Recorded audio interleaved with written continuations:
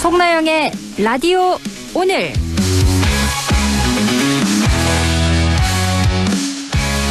여러분 안녕하십니까? 송나영입니다.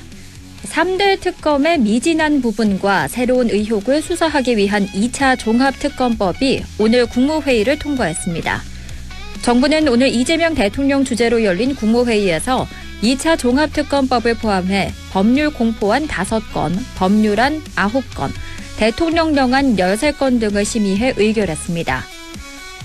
2차 종합특검법에는 앞서 3대 특검에서 다루지 못했던 노상원 수첩 관련 의혹과 윤석열 전 대통령의 외환 군사 반란 혐의, 윤 전 대통령 부부를 둘러싼 선거 개입 의혹 등 17가지가 수사 대상으로 적시됐는데요. 윤 전 대통령이 관련 혐의에 대해 벌금 100만 원 이상의 형을 확정받는다면 당선은 무효 처리되고 국민의힘은 선거 보조금 약 400억 원을 국가에 반환해야 합니다. 새 특검의 수사 기간은 수사 준비 20일을 포함해 최장 170일로 육상 지방선거 이후인 7월 초중순까지 수사가 진행될 수 있습니다. 2차 특검의 파장, 어디까지 이어질지 관심이 집중되고 있습니다. 안동문화방송 라디오 오늘 광고 듣고 시작합니다. 안전화가 이렇게 편해도 돼요? 나도 모르게 집에까지 신고 간다니까요.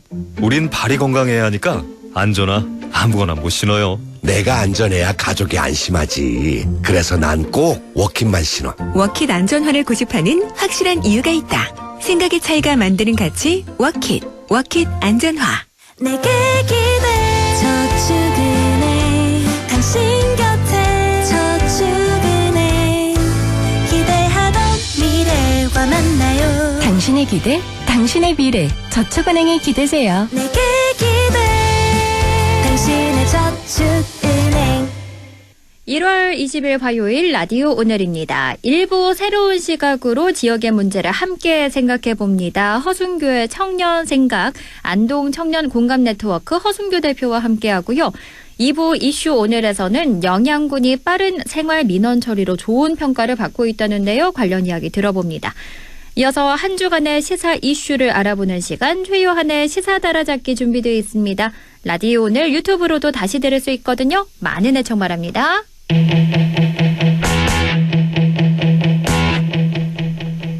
청년의 눈으로 지역사회 이슈를 바라봅니다. 허순교의 청년 생각, 안동 청년 공감 네트워크 허순교 대표와 함께합니다. 어서 오세요. 네, 반갑습니다. 네, 반갑습니다. 오늘 저희 어떤 이야기 나눠보죠? 네, 오늘은 경북 북부 지역의 폐교 활용 방안 주제를 준비했습니다. 네.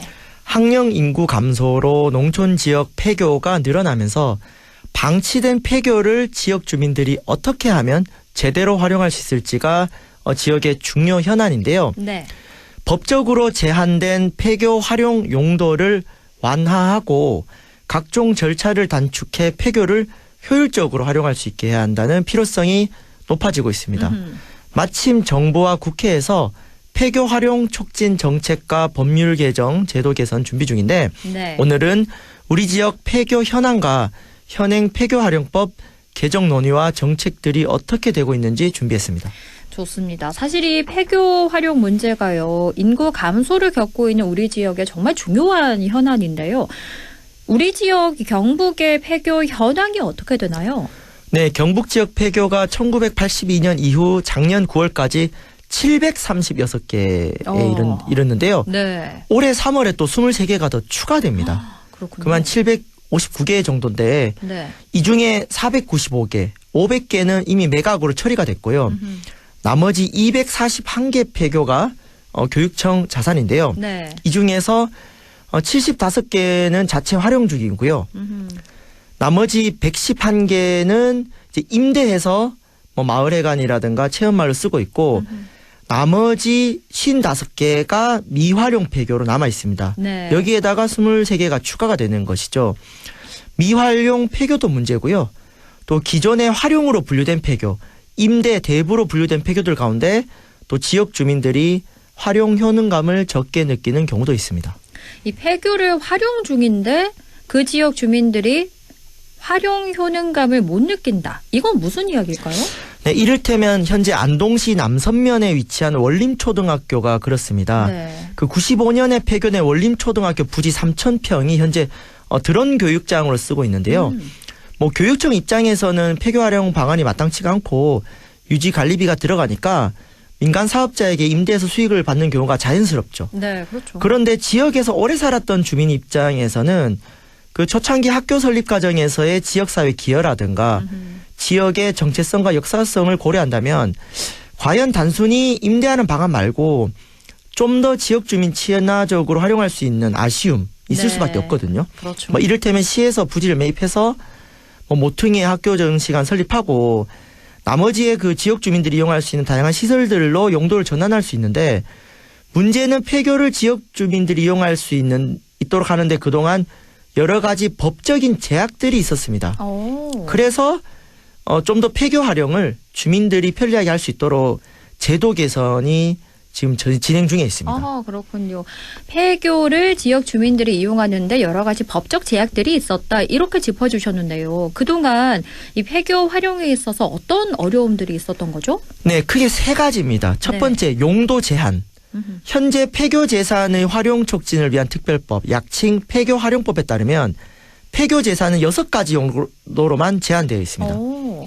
교육, 사회복지, 문화, 공공체육, 소득증대, 귀농 귀촌 지원 시설이거든요. 네. 그다음에 두 번째는 이 절차가 오래 걸립니다. 절차요. 현재 폐교 활용 절차가 5단계거든요. 어허. 첫 번째가 폐교 결정 및 공표, 두 번째가 의견 수렴, 세 번째가 폐교 활용 계획 수립. 여기까지는 괜찮은데 네. 4번, 5번이 오래 걸려요. 4번이 학교 용지의 도시계획 시설 결정 변경하는 게 하나가 있고 네. 5번이 공유재산심의회라는 곳에서 심의하는 과정이 있는데 요 4번, 5번에서 한 6개월, 1년이 걸리거든요. 그 네, 정도요? 그래서 이제 여기서 좀 진이 빠지는 경우가 있고 그리고 마지막으로 예산 문제가 있습니다. 예산 문제요. 그래서 이러한 문제들을 해결하기 위해서 최근에 그 행정안전부라든가 교육부, 정부 부처와 함께 또 국회에서 개선 시도 중입니다. 일단 정부에서 어떤 개선 움직임이 있는 거죠? 네, 작년 10월 말에 행정안전부와 교육부가 업무 협약을 맺었는데요. 네. 크게 보면은 정책 사업이 있고 법률 개정 등 제도 개선 사업이 있습니다. 정책 사업을 보면요, 핵심은 돈을 많이 지원하겠다예요.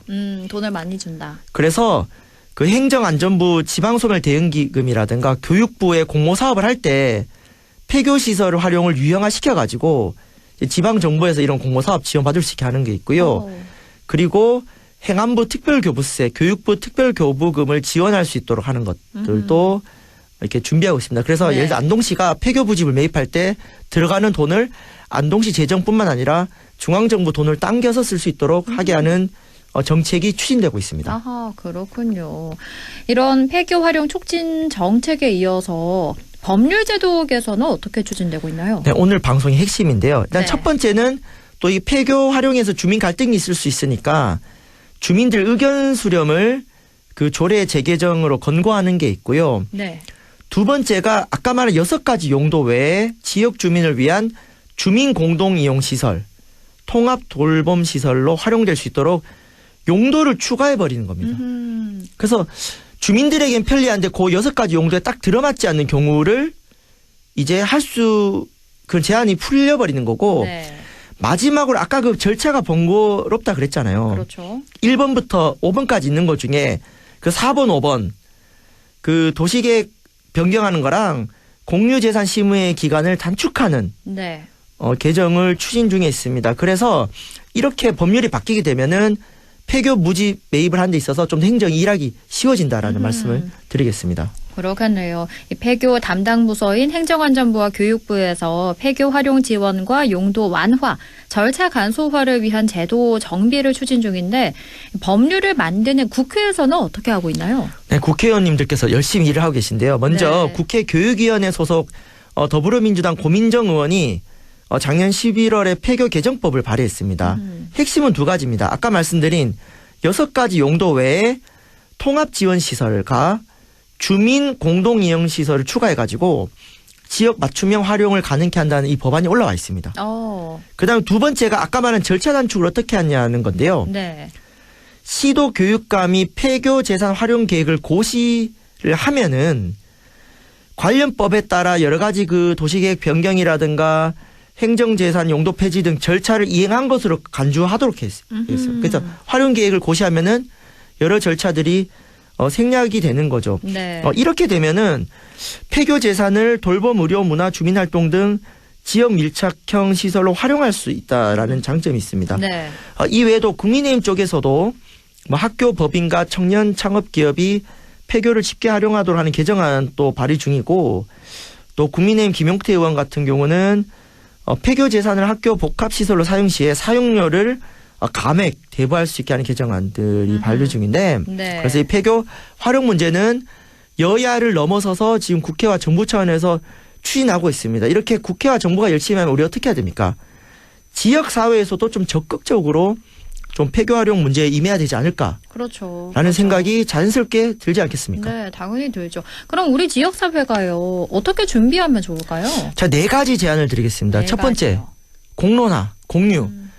이러한 사실을 일반 지역 주민들 잘 모릅니다. 네, 그렇죠. 저는 요즘 몰라요. 얘기하고 다니거든요. 오늘 또 네. 안동시 남서면 주민들한테 이 얘기하고 왔는데, 일단 이러한 어떤 입법이라든가 법률제도 개선을 미리 알려놔야 되겠죠. 두 번째가 지자체가 적극적으로 폐교 활용 부지 매입에 나서야 됩니다. 그런데 네. 지자체 돈을 다 쓰는 것이 아니라 아까 말씀드린 공모사업이라든가 교부세라든가 중앙정부의 돈을 열심히 당겨 써야 되는 게 있고요.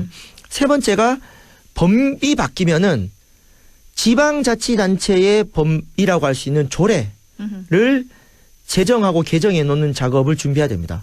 경상북도 폐교 활용 어쩌고 저쩌고 조례, 네. 안동시 조례 이런 걸 해가지고 중앙정부의 제도 개선에 이제 같이 손뼉을 마주쳐야 되는 것이고, 마지막으로 이런 제도들이 다 개선되었다 했을 때는 주민들과 의견 수렴을 해서, 지금 안동만 해도 남선면, 예안면 각종 읍면 지역들이 폐교 문제 때문에 주민들의 박탈감, 소외감이 크지 않습니까?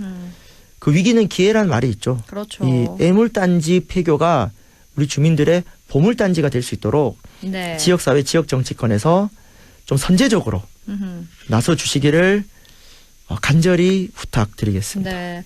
인구 감소 지역인 경북 지역에서 이렇게 폐교가 점점 늘어나고 있는데요. 말씀해 주셨다시피 위기는 기회라고 하죠.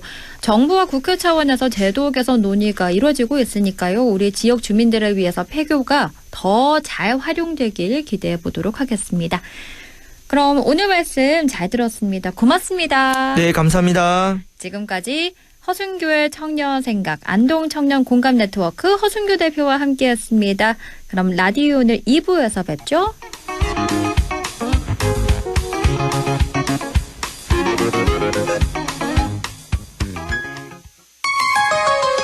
MBC 라디오 지역과 함께 성장해갈 인재를 키웁니다. 지역교육 혁신을 주도하는 안동과학대학교. 새로운 도전을 위한 성인학습자 평생 직업교육. 해외 우수인재 지역 정착을 위한 명품 교육과정 혁신. 대학이 지역의 미래다. 혁신을 주도하는 안동과학대학교. 아, 땡긴다 땡겨. 매콤새콤 달콤한 맛. 무침에는 역시 땡기네 가오리. 장례식장 등 각종 대소사 최고의 인기 메뉴 땡기네 가오리. 물이 생기지 않아 언제 어디서든 포장, 배달, 택배 모두 가능한 안동 땡기네 가오리. 054-852-4988. 가족과 함께 즐기는 영주 도심 속 힐링 온천. 영주 온천랜드와 영주 호텔. 하루의 피로를 내려놓고 쉬어가기 좋은 공간에서 온천, 사우나와 숙박을 함께 이용하실 수 있습니다. 숙박, 피트니스, 키즈카페, 찜질방까지 모든 것을 한 번에 즐기는 영주 온천 관광호텔 영주 온천랜드. 한순간에 일어나는 금융사기 예방과 대처법 알려드립니다. 첫 번째, 매일 문자 메시지에 있는 확인되지 않은 링크는 클릭하지 마세요. 개인정보 유출의 통로가 될 수 있습니다. 두 번째, 주민등록번호, 통장 비밀번호 등 개인정보를 전달하지 마세요. 대한민국의 공공기관에서는 전화나 문자 메시지로 개인정보를 요구하지 않습니다. 세 번째, 금융사기 피해가 의심된다면 112에 신고하고 해당 은행 고객센터에 전화하세요. 해당 계좌의 지급 정지를 요청할 수 있습니다. 네 번째, 금융사기 피해 금액에 대해서는 해당 은행을 방문하여 피싱사기 피해금 환급을 신청하세요. 다섯 번째, 은행의 보안 서비스를 적극 활용해 주세요. 확인되지 않은 PC에서는 이체가 안 되게 하거나 해외 IP를 차단하는 등 금융사기 예방이 가능한 서비스를 이용할 수 있습니다. 한순간의 클릭으로 일어나는 금융사기 예방과 대처법을 꼭 기억해 주세요.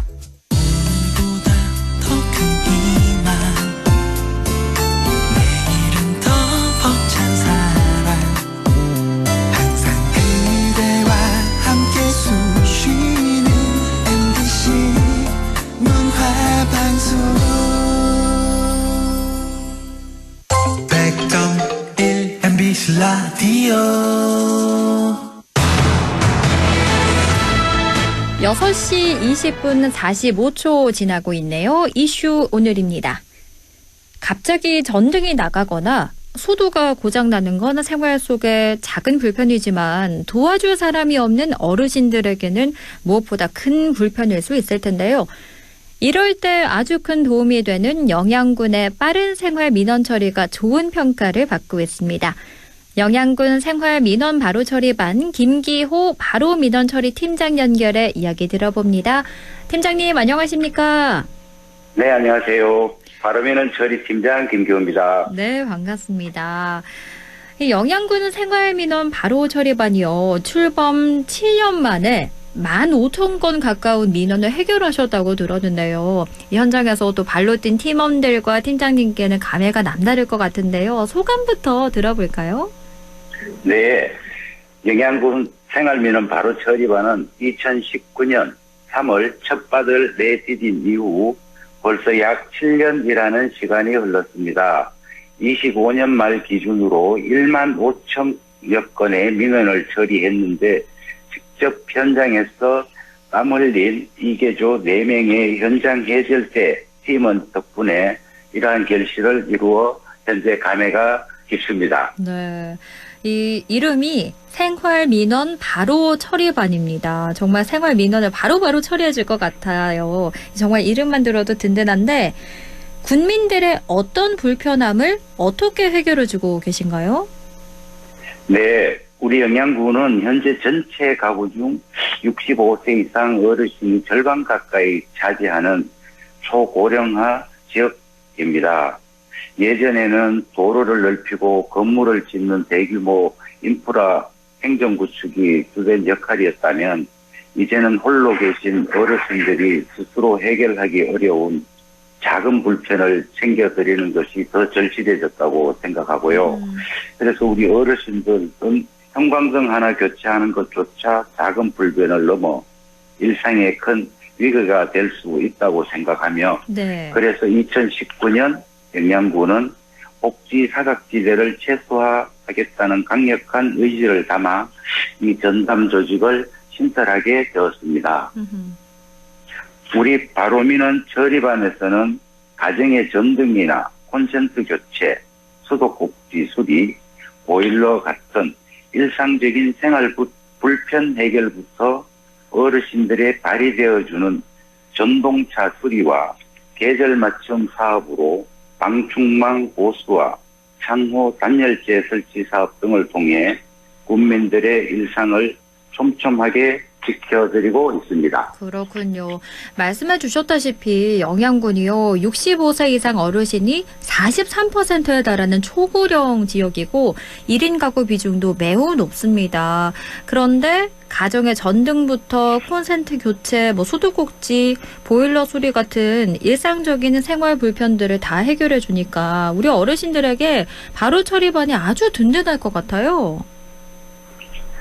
네, 과거엔 대가족이 함께 모여 살았기 때문에 전등을 갈거나 수도꼭지를 고치는 소소한 집안일은 젊은 자녀들이 도맡아 했었습니다. 하지만 자녀들이 학업이나 일자리를 찾아 도시로 떠나면서 우리 지역에는 홀로 남은 어르신들이 상당히 많아졌습니다. 그러다 보니 예전 같으면 자녀들이 척척해졌을 일들도 이제는 어르신들께 큰 고민거리가 된 것이죠. 네. 기술자나 지역업체를 부르기에는 비용이 부담스럽고 미안하기도 해서 불편함을 꾹 참으시며 그렇게 지내는 분들이 참 많았습니다.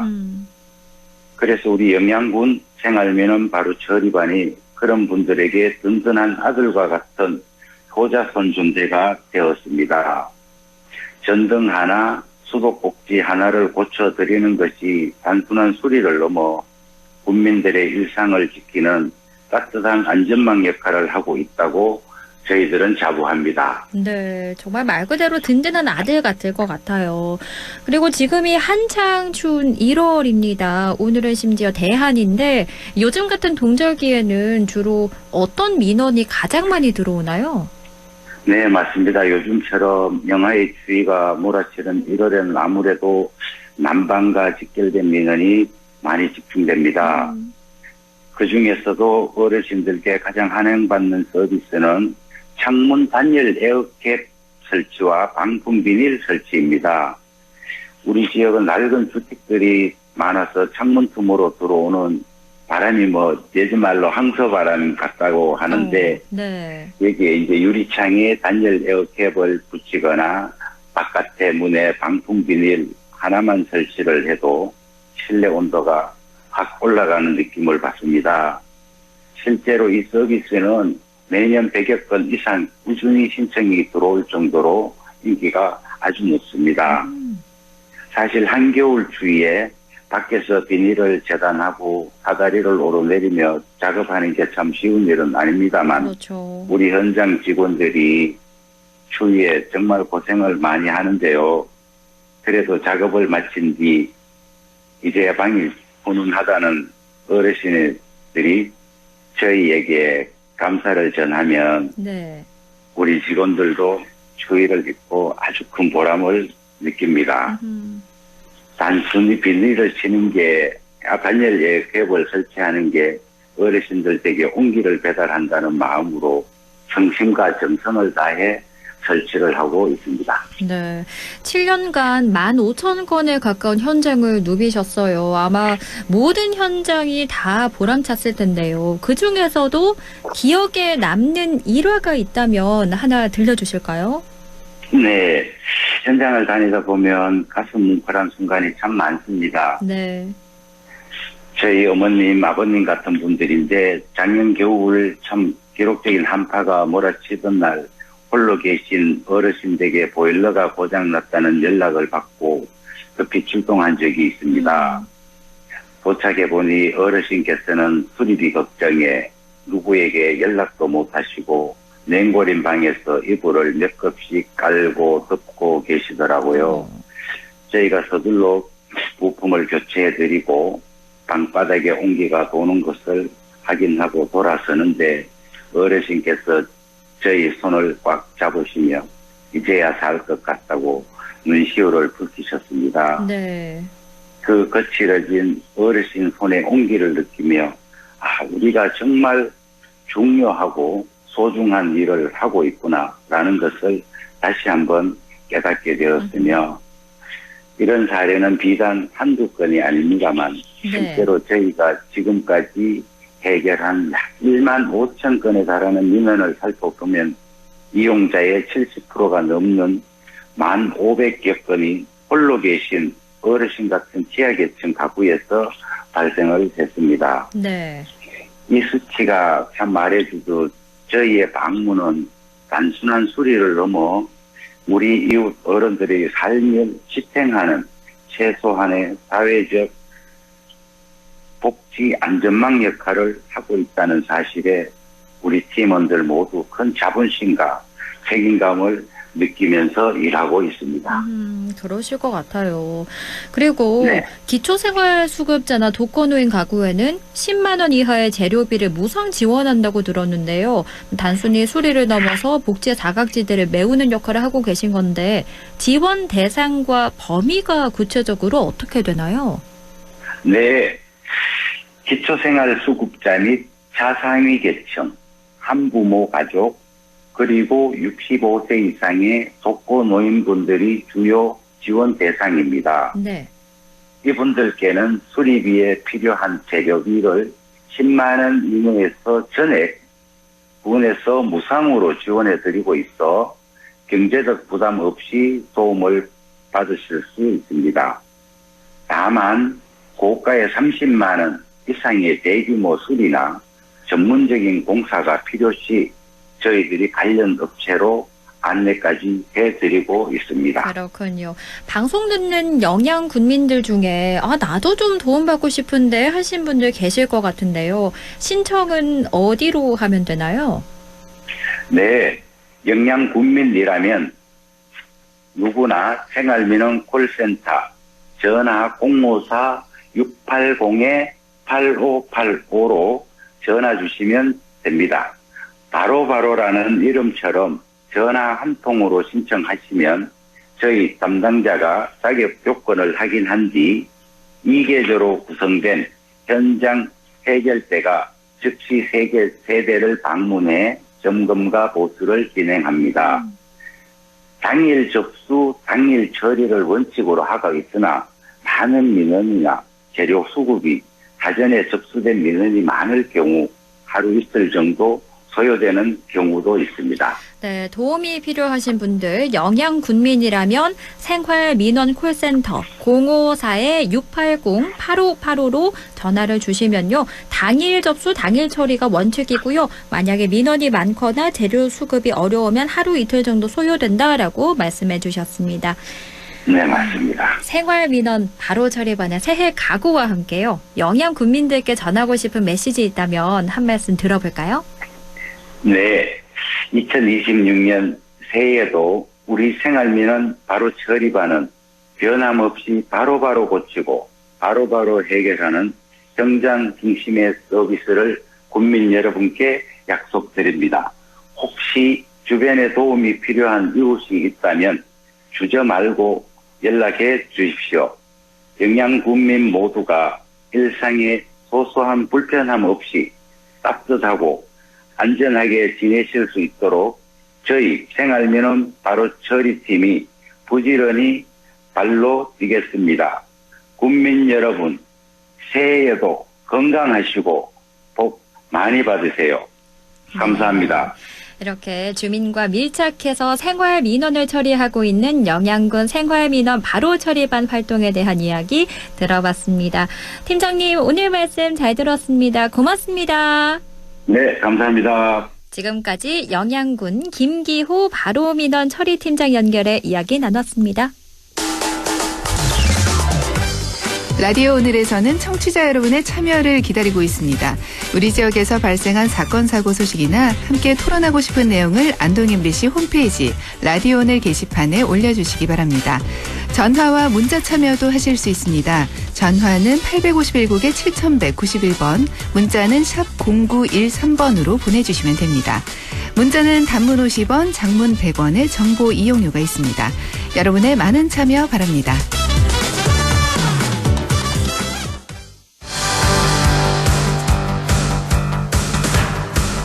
시사 이슈를 함께 이야기해봅니다. 국민건강보험공단이 지난 2014년 4월 담배 제조사들을 상대로 500억 원대 규모의 손해배상 소송을 제기했는데요. 최근 2심 재판에서 국민건강보험공단이 패소했습니다. 최요한의 시사 따라잡기, 오늘은 담배 소송에 대해 최요한 시사평론가 연결해 이야기 들어봅니다. 평론가님, 안녕하십니까? 예, 반갑습니다. 최요한입니다. 일단 우선 우리 청취자들 중에 담배 소송이 있었는지조차 모르는 분들이 정말 많을 것 같은데요. 담배 소송의 역사의 시작, 이게 어떻게 되나요? 이게 이제 2014년 4월에 시작했을 때 12년 걸렸거든요. 지난 15일 날 패소로 나왔으니까. 네. 모르시는 분이 있을 수밖에 없죠.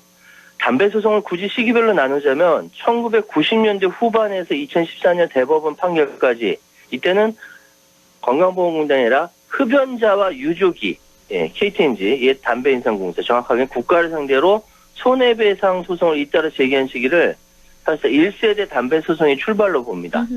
이때 국가 독점 제조 판매 체제에서의 안전의무 위반, 담배회사 경고 의무, 정보 제공 의무 위반, 이걸 문제 삼았지만, 네. 나중에도 또 계속 말씀드렸지만, 이런 개별 사건마다 인과관계를 입증하는 것이 큰 장벽이었습니다.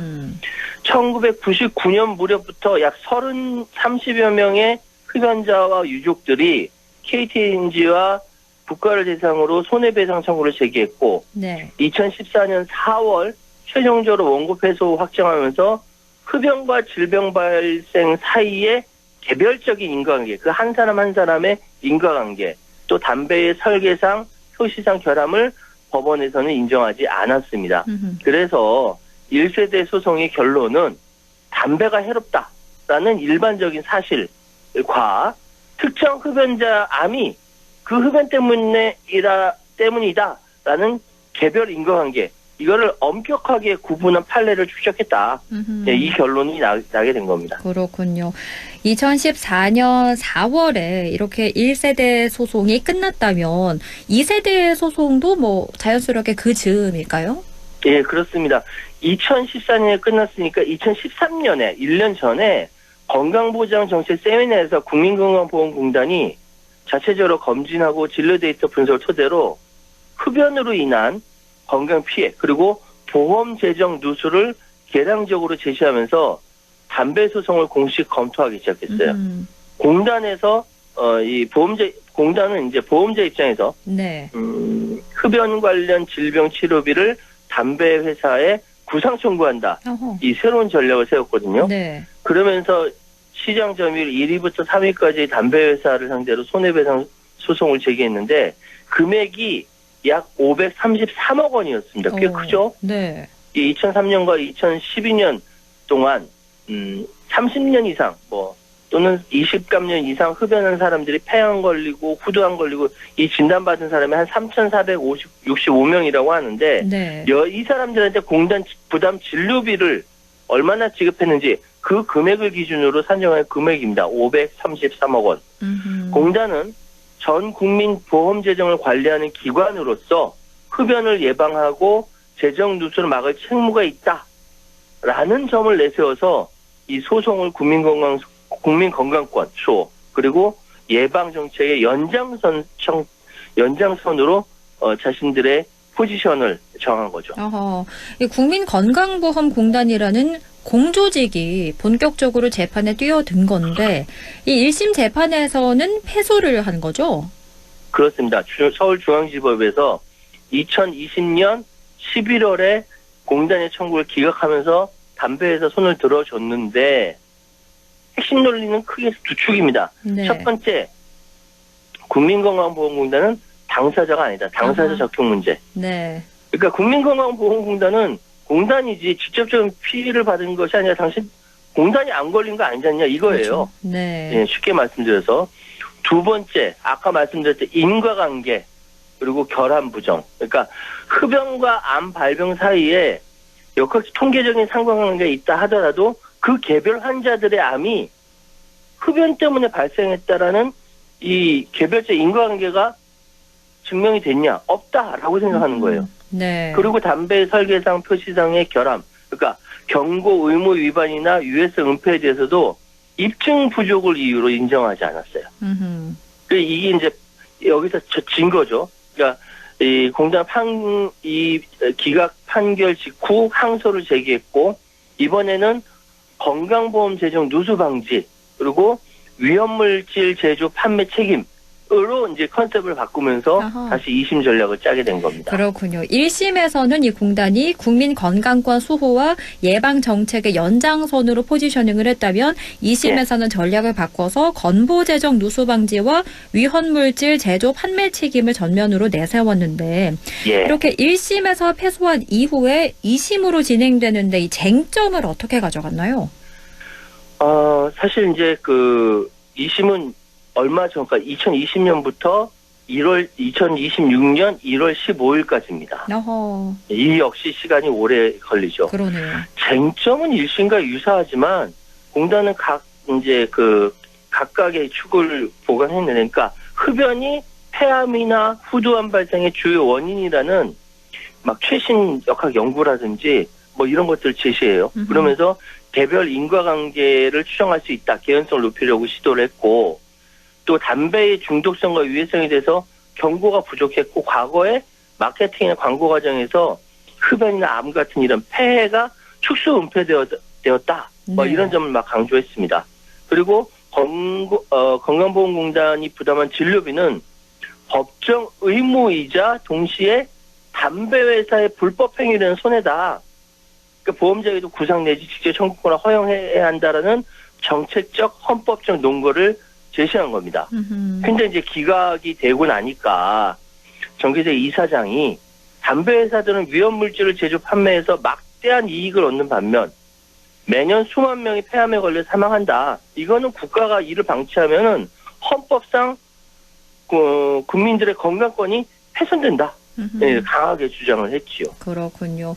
그래서 2심 판결이 5일 전이죠. 지난 15일에 나왔는데 무려 12년 끝에 담배 소송이 또다시 건보공단의 패소로 정리가 됐거든요. 어떻게 된 건지 정리를 좀 해주실까요? 서울고법은 국민건강보험공단의 항소를 모두 기각하고 1심의 원고 패소 판결을 그대로 유지했습니다. 그러니까 2014년 제기했던 533억 원 담배 소송은 1심, 2심 모두 담배회사의 승소로 결론이 났습니다. 네. 이제 공단은 상고의사, 그러니까 대법원으로 가야 되는 거예요. 네.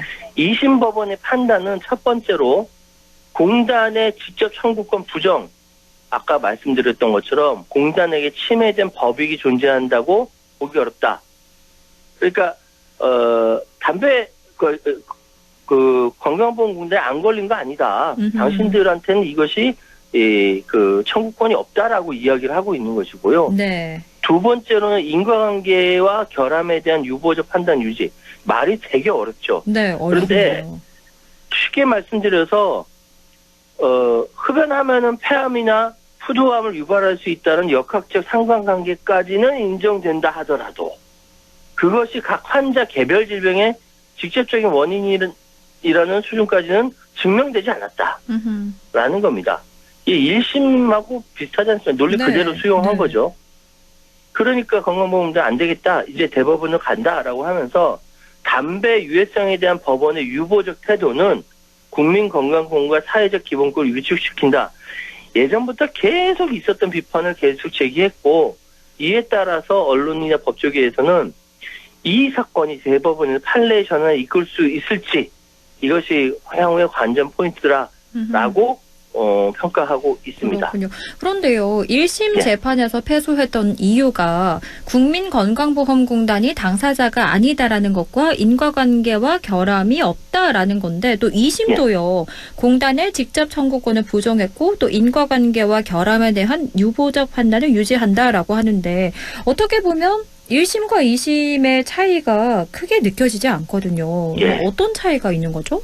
이게 지금 사실 1심과 2심이 결론이나 핵심 법리는 거의 같고요. 네. 2심이 이 1심의 논리를 재확인하고 보강한 구조다.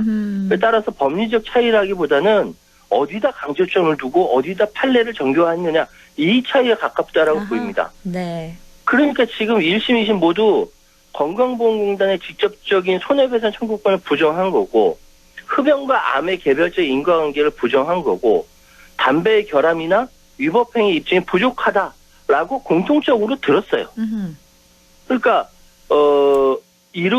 여기에서 어디다가 강조를 했느냐 어디다 판례를 정교화했느냐 이건데 그러니까 당사자 적격 그러니까 공단이 청구권이 없다라는 것에 대해서 1심은 이제 그저 보험자로서 예정된 의무 급여 지출이라는 것이 보험자로서 예정된 의무 이행뿐이어서 재산 감소가 있다 하더라도 공단의 재산 감소가 있다 하더라도 처음부터 감수해야 할 불이익이다. 법익 침해가 아니다라고 얘기했고 이에 비해 2심은 원고의 직접적 청구권을 인정하지 않는 그러니까 보험공단이 직접 청구권을 인정하지 않는 1심 판결에 위법이 없다. 급여 지출이 보험관계에 따른 집행일 뿐이다. 그대로 인용합니다. 네. 오히려 강조합니다. 둘 차이가 공단의 그 보험급여 지출과 담배회사 행위 사이에 인과관계를 한 번 더 끊어요. 그러니까 오히려 후퇴했다라고 볼 수 있는 것이죠. 네. 그리고 흡연과 암의 인과관계에 대한 법리에 대해서는 공단의 증거만으로는 개별 인과관계 개연성이 입증되지 않았다고 1심에서 봤는데 2심은 오히려 여기서 역학적 인과관계가 인정되었다 하더라도 어느 개인이 흡연했다는 사실과 폐암에 걸렸다는 사실만으로 인과관계 인정할 수 없다. 다시 한번 대법원 판례를 인정합니다. 네. 그러니까 결국 이 차이는 과학적 개연성 대 법리적 인과관계가 차이가 있다라는 거 오히려 노골적으로 보여준 거예요. 그러네요. 과학적으로 그런 개연성이 있어? 그래. 개연성이 있다 하더라도 법적으로 인정 안 돼. 라는 것을 오히려 더 명확하게 보여준 거거든요. 오히려 더 후퇴했다는 생각이 되고, 담배의 결함, 불법행위 인정 여부를 보더라도 1심은 그냥 은폐, 왜곡, 불법행위, 담배에서 불법행위 입증되지 않았다라고 하면서 2심의 경우에는 오히려 이제 유해성의 중도성을 기망하거나 은폐했다는 증거도 부족하다. 그러니까 이 모든 부분들이 오히려 이제 차이가 1심이 기존 담배 그 전에 있었던 개인들이 했던 그 대법원 판례를 따라갔다면 네. 2심은 아까 말씀드렸던 공해 물질이라든지 제조물 책임이라든지 이 논쟁까지 다 검토하면서 공해와 흡연은 구조가 다르다. 오히려 이제 법리를 한 단계 더 친밀하게 더 잠갔다라고 볼 수 있는 거죠. 그렇군요. 오히려 담배 소송을 하면서 이 논리가 점점 더 정교화되고 치밀화되기 때문에 이게 대법원 가서는 이 치밀한 것을 어떻게 깨부수고 나가냐 이것이 관건일 것 같아요. 네, 결국에 이 담배 소송의 핵심이 과학적 개연성 대 법적 인과관계라는 생각이 드는데 이게 그렇게나 증명하기가 어려운 건가요? 제가 그러니까 이 원고를 준비하면서 지금 미치고 팔짝 뛸 수밖에 없는 게 네. 자, 이게 예를 들어 특정 위험 요소에 노출되었을 때 질병에 걸릴 상대적인 위험도를 릴레이티브 리스크라고 해서 RR이라고 해요. 네. RR이 매우 크다는 거. 그러니까 담배를 피우면 폐암이나 후두암이 걸릴 가능성이 크다는 것은 과학적으로 인증된 거지 않습니까? 네, 그렇죠. 그런데 법적으로는 이게 사람이 담배를 피면 암에 걸린다? 이거는 다른 요인, 예를 유전이라든지 아하. 어떤 직업에 노출됐든지 네. 음주라든지 이런 환경일 수가 있다라고 하기 때문에 이거를 개별 인과관계를 입증하기가 어려운 거예요. 그러네요. 그러니까 우리 한국뿐만 아니라 해외에서도 과학적으로 담배의 해악이 분명한데 법정에선 다들 담배 회사 손을 들어주는 겁니다. 이 아이러니가 우리나라뿐만 아니라 전 세계적으로 계속 반복되고 있는 거예요. 다른 나라 담배 소송은 좀 살펴볼 만한 사례가 있을까요? 일단 담배 소송이 가장 진전된 결과를 본 나라는 미국입니다. 미국이요. 예, 미국은 되게 굉장히 많아요. 담배 소송 한 나라 거의 전 세계 다라고 해서 보면 되는데 네. 미국 그리고 이제 캐나다, 유럽, 호주, 브라질 그또 최근에는 각국 정부의 건강보험 재정 회수라는 소송이 계속 그 흐름으로 진행되고 있거든요. 일단 미국을 보면요. 미국은 50년대부터 흡연자 개인 소송이 있었습니다.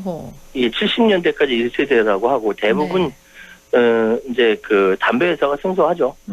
그리고 2세대는 80년대부터 90년대 초까지 이번에 집단 소송 등으로 진행되면서 상당수 뒤집힙니다.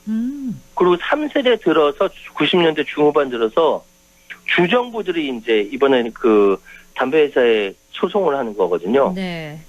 98년도에 결정적인 합의가 나와요. 마스터 세틀먼트라고 이거를 이제 줄임말로 이제 MSA라고 하는데 네.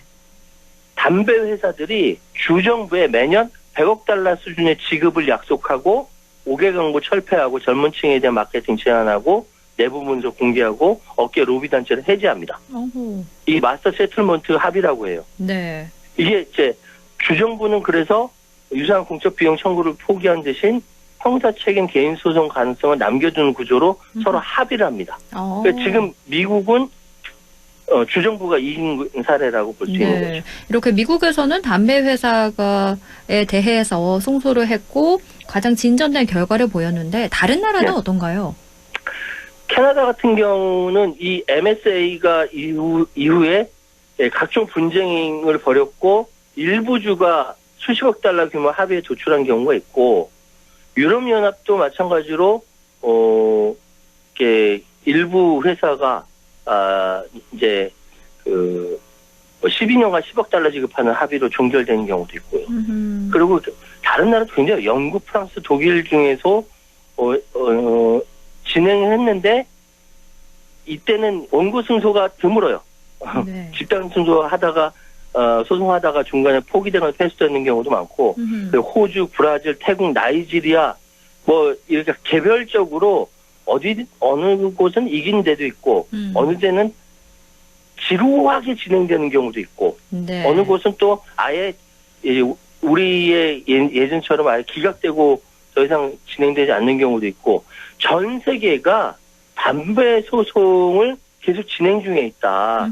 그러면 우리나라도 담배 소송 아마 대법원까지 계속 가서 새로운 뉴스가 나오지 않을까? 예, 네. 그런 생각이 드네요. 그렇겠네요. 전 세계적으로 각국 정부에서도 지루한 공방을 벌여오고 있는데요. 우리나라에서 올해 1월 15일 국민건강보험공단이 12년의 담배 소송 끝에 2심 판결에서 또다시 패소했다는 이야기 전해드렸습니다. 오늘 말씀 잘 들었습니다. 고맙습니다. 예, 감사합니다.